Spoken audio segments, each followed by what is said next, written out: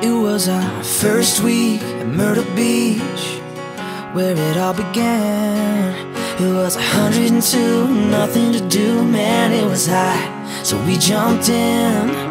We were summertime sipping, sipping, sweet tea kissing off your lips, t-shirt dripping, dripping wet. How could I forget watching that blonde hair sway to every song I'd say? You were California beautiful.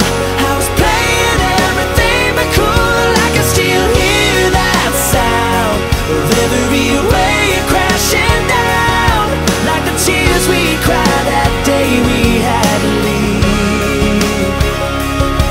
It was everything we wanted it to be, the summer of 19, you and me.